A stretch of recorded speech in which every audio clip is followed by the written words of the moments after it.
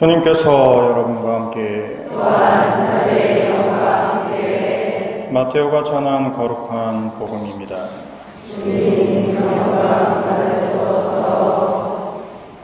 그때 예수님께서 제자들에게 말씀하셨다. 너희는 사람들에게 보이려고 그들 앞에서 의로운 일을 하지 않도록 조심하여라. 그렇지 않으면 하늘에 계신 너희 아버지에게서 상을 받지 못한다. 그러므로 너가 자선을 베풀 때에는 위선자들이 사람들에게 칭찬을 받으려고 회당과 거리에서 하듯이 스스로 나팔을 불지 마라. 내가 진실로 너희에게 말한다. 그들은 자기들이 받을 상을 이미 받았다.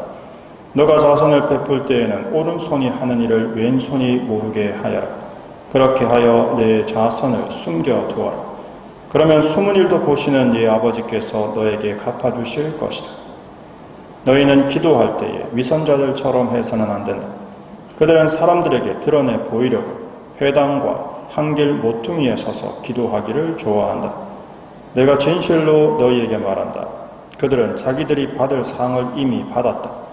너는 기도할 때 골방에 들어가 문을 닫은 다음 숨어 계신 네 아버지께 기도하여라. 그러면 숨은 일도 보시는 네 아버지께서 너에게 갚아주실 것이다.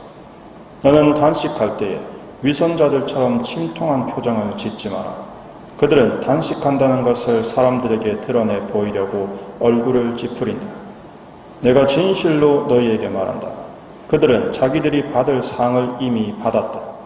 너는 단식할 때 머리에 기름을 바르고 얼굴을 씻어라. 그리하여 너가 단식한다는 것을 사람들에게 드러내 보이지 말고 숨어 계신 네 아버지께 보여라. 그러면 숨은 일도 보시는 네 아버지께서 너에게 갚아주실 것이다. 주님의 말씀입니다. 그리스도님 찬양합니다.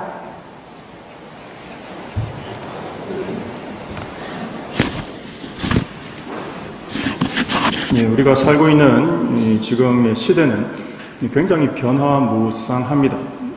그래서 이 시대에 태어난 거는 굉장히 행운이죠. 왜냐하면 보통의 시대들은 100년, 200년, 심한 경우에 300년씩 별다른 변화 없이 늘 그냥 그렇게 흘러가는 것이 보통 일반적인 시대였습니다. 근데 지금은 너무나 순식간에 계속 바뀌고 있죠. 예를 들면 여러분들이 지금 사용하고 계시는 스마트폰 같은 경우도 여기 계신 대부분의 분들이 공중전화부터 시작해서 삐삐, 시티폰, 폴더폰, 그 다음 폴더폰에서 조금 더 이제 터치폰, 그리고 이제 드디어 스마트폰 다 써보셨죠? 그렇게 생각하면 얼마나 우리가 변화무쌍하고 좀 시시각각 변하는 이런 다이나믹한 정말 역동적인 세상에 살아왔는가를 생각해 볼 수 있습니다. 그렇기 때문에 어떻게 보면 우리 삶에서의 기준이 너무 많이 급격하게 바뀌는 경험을 하셨다는 거죠. 이럴 때일수록 사실 중요한 건 중심을 잡는 겁니다. 무엇이 중요하고 그렇지 않느냐, 이게 실제로 바뀌느냐, 사실은 그렇지 않다는 거죠. 왜냐하면 우리는 신앙 안에서 봐야 되기 때문에 하나님이 변하시지 않는다면 기준은 변하지 않습니다. 단지 그걸 해석하고 그걸 그럴듯하게 포장하는 포장지 바뀔 뿐이죠. 실제 내용물은 바뀌지 않죠. 그렇게 보면 결국 우리가 하나님 앞에서 가져야 되는 마음은 명확합니다. 그걸 잘 보여주는 게 오늘 이 제 바른 예식이죠. 뭘 이야기하십니까? 포장지가 중요한 게 아니에요. 제 바르면 정말 달라지죠. 예전에 그런 영화가 있었습니다. 도시에 이렇게 화산이 폭발을 해서 이제 다 사건이 전부 해결되고 나서 이제 아이를 한 명 구했었거든요. 그 사건 중에. 그래서 얘가 이제 드디어 이제 엄마를 찾아야 되니까 이제 엄마 어디 있어? 이렇게 물었어요. 그때 이 애가 이렇게 보니까 전부 모든 사람이 화산재를 다 뒤집어 써가지고 전부 다 시꺼멓거든요. 그러니까 애가 이렇게 보더니 못 찾겠는 거예요. 그러면서 했던 말이 있어요. 다 똑같은데요? 예. 사실 그렇습니다. 포장지라는 건 사실 그다지 중요한 게 아니죠. 정말 중요한 건 그 내면에 있는 모습. 따라서 우리가 오늘 이마에 죄를 바르면서 정말 고백하는 것은 껍데기, 포장지에 너무 우리가 마음을 쓰고 있었던 것은 아닌가를 돌아봐야 되는 거죠. 회개란 진정한 자기의 내면을 들여다보는 겁니다. 그래서 우리는 마음을 들여다보는 의미에서 창문에 많이 비유를 하죠. 결국 회개라는 거, 고백성사를 보고 참회를 하고 성찰을 하고 하는 모든 부분은 결국 창문을 닦는 것과 같은 마음입니다. 창문은 좀 특이하게 우리의 묵상을 많이 도와주는 의미에서 생각해보면 깨끗하면 깨끗할수록 빛을 절 투과하죠. 심지어 너무 깨끗하면 있는지 몰라서 이렇게 쿵 받기도 합니다. 그렇게 보면 정말 깨끗하면 깨끗할수록 더 빛을 잘 투과해서 우리에게 하나님을 잘 전달하지만 더러우면 깨끗하면 조금한 티가 묻어도 바로 표가 나죠. 그런데 아예 더러워지면 뭐 조금 더 더러워져도 잘 모릅니다. 그리고 창문이 우리에게 알려주는 좋은 면이 있죠. 뭐냐? 청소를 합니다. 그런데 내가 손이 안 닿아서요. 청소를 못했어요. 그러면 어떻습니까? 청소한 부분이나 청소 못한 부분이 대비가 되면서 더 지저분해 보이죠. 이렇게 우리가 창문으로 자신의 이 회개와 성찰을 비교해 보면 결국 이 창문을 닦는다는 건 내 손이 못 닿는 부분이 있다라는 걸 우리가 깨달아야 됩니다. 내가 할 수 있는 건 요 정도 선인 거죠. 그래서 거기라도 청소하면 다행이다 싶지만 실제로 청소되지 않은 부분을 보면 볼수록 우리는 깨끗한 부분이 보이겠습니까? 아니면 청소 안 된 부분이 보이겠습니까? 라는 겁니다. 결국 그 부분을 우리가 하나님께 맡겨드려야 된다는 거죠. 왜냐하면 내 손이 닿지 않기 때문에. 청사를 시키셔. 나의 주보 성인을 시키셔서 정말 그 부분까지도 깨끗하게 되어서 하나님을 정말 더 완전히 하나님의 빛을 내 안에 받아들일 수 있게 원해야 된다는 거예요. 근데 많은 사람들은 그렇게 양심의 빛이 들어오는 것을 좋아하지 않습니다. 왜냐하면 그렇게 빛이 들어와서 자신의 모습을 비추면 자신의 추한 모습이 보이기 때문에 오히려 어둠을 찾는 거죠. 그래서 어둠을 찾는 사람이냐 빛으로 나가려는 사람이냐 이것이 결정됩니다.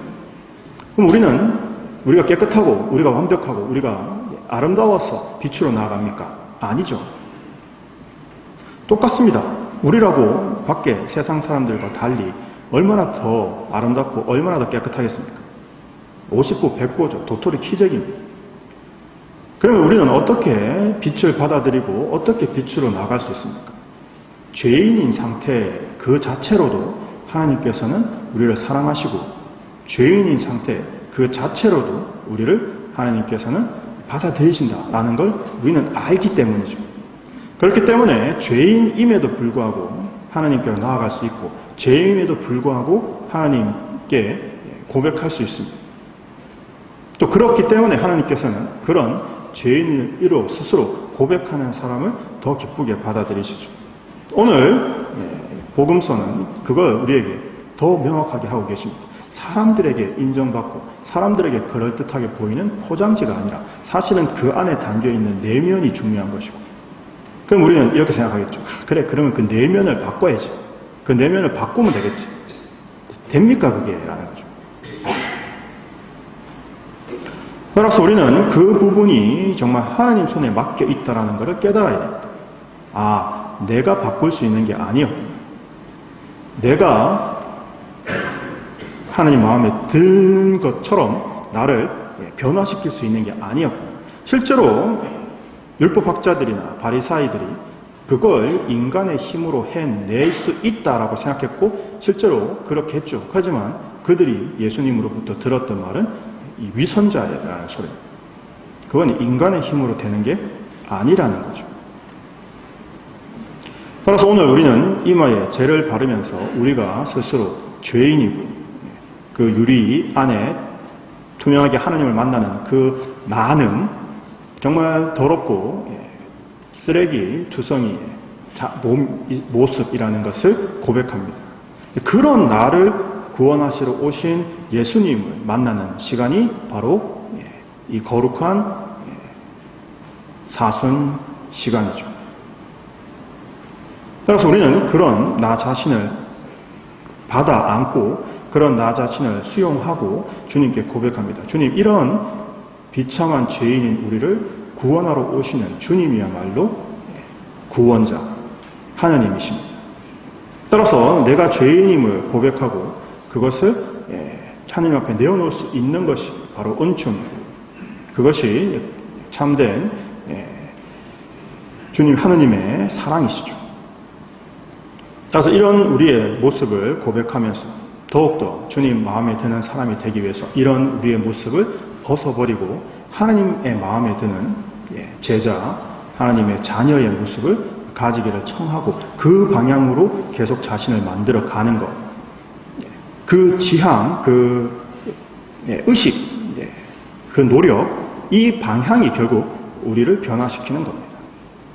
따라서 이 40일의 사순 시기를 시작하면서 다시 한번 내가 어떻게 살아가고 무엇을 해야 하는지 주님께서 가르쳐 주시고 알려주시기를 청하면서 제자의 모습, 하나님 자녀의 모습을 가지도록 충실히 노력합시다.